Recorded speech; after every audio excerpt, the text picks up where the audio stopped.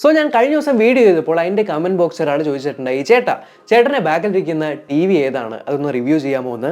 So ഈ ഒരു T V എന്ന് പറയുന്നത് ഇന്ത്യയിൽ തന്നെ നിർമ്മിച്ച ഒരു മേക്ക് ഇൻ ഇന്ത്യ പ്രൊഡക്റ്റ്.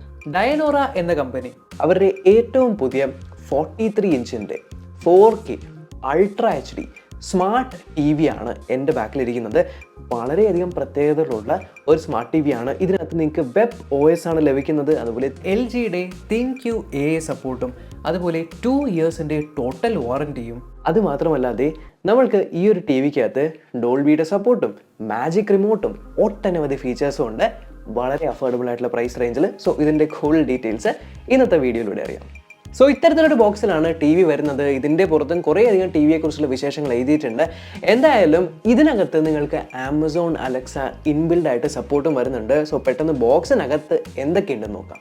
ബോക്സിനകത്ത് വാൾ മൗണ്ട് ചെയ്യാനായിട്ടുള്ളൊരു പാക്കേജ്, അതുപോലെ തന്നെ 2 ലെഗുകൾ സ്റ്റാൻഡിങ് പൊസിഷനിൽ വെക്കാനായിട്ട്, അതുപോലെ നമുക്കൊരു യൂസർ മാനുവലും പിന്നെ ഒരു വാറൻറ്റി കാർഡും മാജിക് റിമോട്ടും അതിലിടാവുന്ന 2 ബാറ്ററികളുമാണ് ബോക്സിനകത്തുള്ളത്.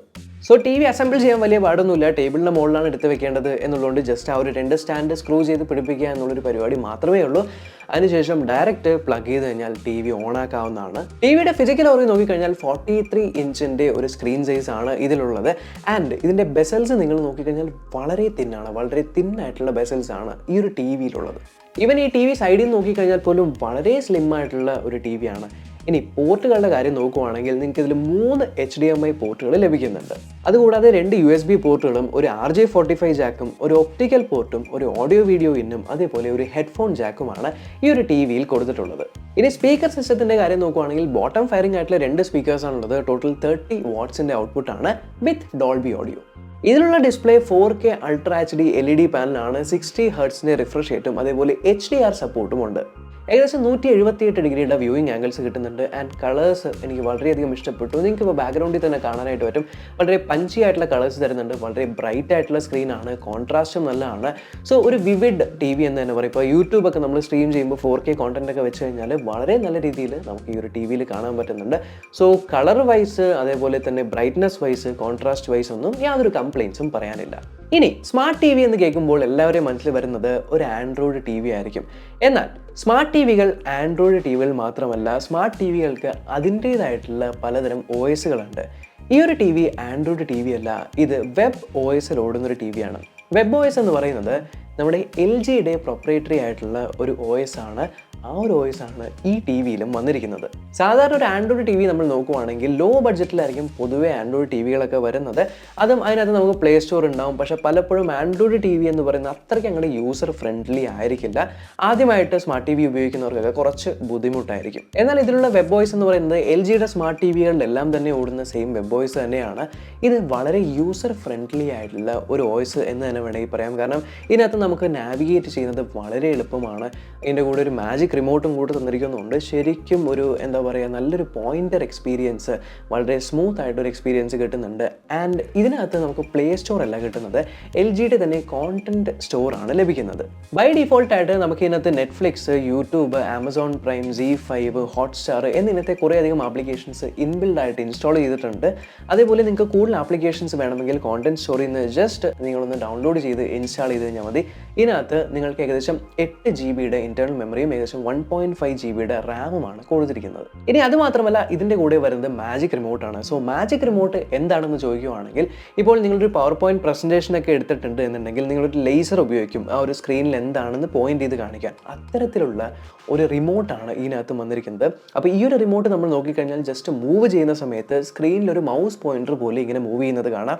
നിങ്ങൾക്ക് നാവിഗേറ്റ് ചെയ്യണമെങ്കിൽ ജസ്റ്റ് നമ്മളിങ്ങനെ നീക്കിക്കഴിഞ്ഞാൽ ആ ഒരു സ്ഥലത്തേക്ക് പോയിന്റർ ചെയ്യുന്നതായിരിക്കും. സോ ഒരു എന്താ പറയുക, എക്സ്ബോക്സ് അല്ലെങ്കിൽ എന്തെങ്കിലും ഗെയിമൊക്കെ കളിക്കുന്ന ഒരു ഫീല് പോലെ ആയിരിക്കും നമുക്ക് ഈ ടി വി നാവിഗേറ്റ് ചെയ്യുമ്പോൾ ഉണ്ടാകുന്നത്. അതുപോലെ ഈ ഒരു റിമോട്ടിൻ്റെ ഇടയിൽ ഒരു സ്ക്രോൾ വീലും കൊടുത്തിട്ടുണ്ട്. സോ കോണ്ടന്റിലൂടെയൊക്കെ സ്ക്രോൾ ചെയ്യണമെങ്കിൽ ജസ്റ്റ് ഈ ഒരു സ്ക്രോൾ വീല് ചെയ്താൽ മതി. ജസ്റ്റ് ക്ലിക്ക് ചെയ്ത് കുറേ സമയം കളയേണ്ട ആവശ്യമില്ല.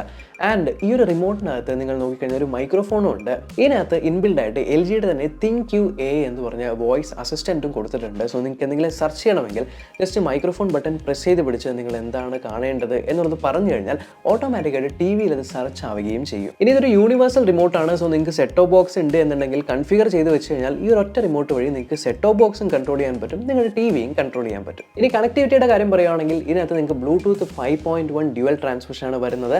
അതുപോലെ ഇതിനകത്ത് വൈഫൈ ഡ്യുവൽ ബാൻഡ് സപ്പോർട്ടാണ്. 2.4 GHz ഉണ്ട്, 5 GHz ഉണ്ട്. ഞാനിപ്പോൾ കണക്ട് ചെയ്തിരിക്കുന്നത് 5 GHz-ലാണ്. സോ 100 Mbps കണക്ഷൻ ആയതുകൊണ്ട് ഏകദേശം ഒരു 80 to 90 Mbps വളരെ സ്മൂത്ത് ആയിട്ട് കിട്ടുന്നുണ്ട്. സോ ഇത് ആക്ച്വലി നിങ്ങൾക്ക് 4K ഒക്കെ സ്ട്രീം ചെയ്യാനായിട്ട് വളരെ യൂസ്ഫുൾ ആയിരിക്കും. കാരണം 5 GHz-ന്റെ ഒരു നെറ്റ്വർക്ക് നിങ്ങളുടെ വീട്ടിലുണ്ട് എന്നുണ്ടെങ്കിൽ അത് വളരെ ഫാസ്റ്റാണ് 2.4 വെച്ച് കമ്പയർ ചെയ്യുമ്പോൾ. ഇനി അത് മാത്രമല്ല, ഇതിനകത്ത് ഇൻബിൽഡ് ആയിട്ട് അലക്സ സപ്പോർട്ട് ഉണ്ട്. സോ നിങ്ങളുടെ വീട്ടിൽ അലക്സ കൺട്രോൾഡ് ആയിട്ടുള്ള ഡിവൈസുകൾ ഉണ്ട് എന്നുണ്ടെങ്കിൽ ഡയറക്റ്റ് ടിവിയിലൂടെയും നിങ്ങൾക്ക് ആ ഒരു കാര്യങ്ങളെല്ലാം കൺട്രോൾ ചെയ്യാൻ പറ്റും. ഇനി അത് മാത്രമല്ല, സ്മാർട്ട് ടി വി ആയതുകൊണ്ട് തന്നെ സ്മാർട്ട് ഫോണിലൂടെയും കൺട്രോൾ ചെയ്യാൻ പറ്റും. സോ LGയുടെ സ്മാർട്ട് ആപ്ലിക്കേഷൻ ഡൗൺലോഡ് ചെയ്ത് ഇൻസ്റ്റാൾ ചെയ്ത് കഴിഞ്ഞാൽ നിങ്ങൾക്ക് ടിവിയിലുള്ള കാര്യങ്ങളെല്ലാം ഫോണിലൂടെയും കൺട്രോൾ ചെയ്യാൻ പറ്റും. ഇനി ഫോണിലുള്ള സ്ക്രീൻ ടി വിയിൽ കാണാൻ പറ്റുമോ എന്ന് വെച്ചാൽ ബൈ ഡിഫോൾട്ട് തന്നെ അതിന് സപ്പോർട്ട് ഉണ്ട്. സോ നിങ്ങളുടെ ആൻഡ്രോയിഡ് ഫോൺ ആണെങ്കിൽ സ്ക്രീൻ കാസ്റ്റ് കൊടുത്തു കഴിഞ്ഞാൽ ഓട്ടോമാറ്റിക്കായിട്ട് ഈ ടി വി അവിടെ വരുന്നതായിരിക്കും. അതിൽ ക്ലിക്ക് ചെയ്ത് കഴിഞ്ഞാൽ നിങ്ങൾക്ക് ടി വിയിൽ ഫോണിൽ കാണുന്ന കാര്യങ്ങളെല്ലാം കാണാൻ പറ്റും. സോ ഞാനും ഇപ്പോൾ ഈ ഒരു കാര്യം, ഈ ഒരു വിഷ്വലൈസേഷൻ വെച്ചിരിക്കുന്നതും അങ്ങനെ തന്നെയാണ്. ബട്ട് ആപ്പിൾ യൂസേഴ്സ് ആണെന്നുണ്ടെങ്കിൽ എയർപ്ലേ സപ്പോർട്ട് ഈ ഒരു ടി വിയിൽ ഇല്ല. ഇനി സൗണ്ട് ക്വാളിറ്റിയുടെ സ്പീക്കേഴ്സിൻ്റെ കാര്യം നോക്കുകയാണെങ്കിൽ 30 വാട്ടിൻ്റെ ഒരു ഔട്ട്പുട്ടാണ് തരുന്നത്. 30 വാട്ട് അത്യാവശ്യം വളരെയധികം ലൗഡ് തന്നെയാണ്.